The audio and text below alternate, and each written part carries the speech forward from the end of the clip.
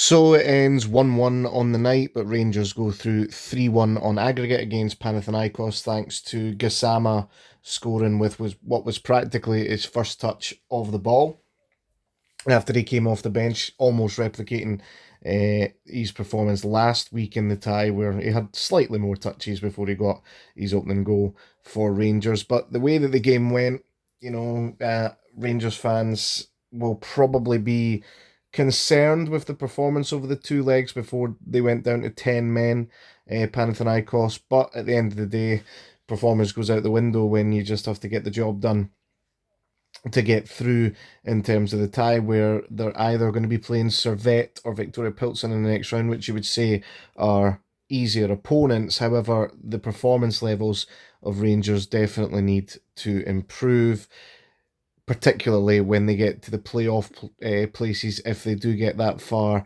where it looks like, according to what I've seen online anyway, they're going to be playing against either Club Brugge or Benfica most likely, and you feel as though if they played that way against either of those, they would be punished for the mistakes that were made tonight. Of course, there's plenty of time to get some signings in for those games that could maybe help out defensively, but over the course of the two legs, I think it was probably worse tonight, actually. The ball was given away, turnover really easily, and Panathinaikos will be shooting themselves in the foot that they did not take the chances that they got in this game. They, of course, got back into the tie with a really scrappy goal in the end. The defence just lets the guy peel away at the back post, and he barely gets a header on it, and Butland scrambling. Butland overall, I think, had a good game again. Probably the only player that got pass marks in the first half for Rangers. And at that point, when Panathinaikos did get the goal, which it took them a while to check for offside, they again had some big chances that they passed up, and then it was one big chance and one big goal for Rangers where the ball goes up the park.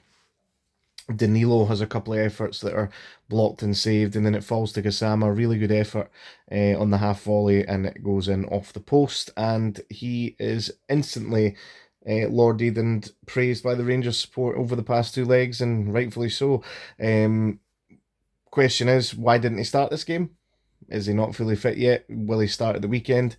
I don't know, but Rangers overall, despite the performance, will be happy that they've made it through the tie, but they need to up the levels, I think, if they are going to get to the Champions League stages. But that win tonight has also confirmed, according to the sports scene commentators, that regardless of the result in the next leg against either Servette or Victoria Pilsen, they will be guaranteed at least Europa League football.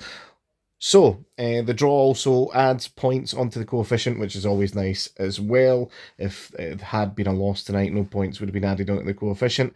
Fingers crossed going into tomorrow now for Dundee United to pick up the win, or at least make it through the tie anyway against Unastrassen, and for Hibs to make it through the tie tomorrow night against Midtjylland.